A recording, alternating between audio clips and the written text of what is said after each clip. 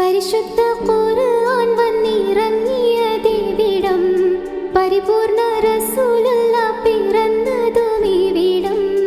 നിസാമിക കവിതകൾ ഉറവിട്ടതിവിടം, മസ്നവിക്കു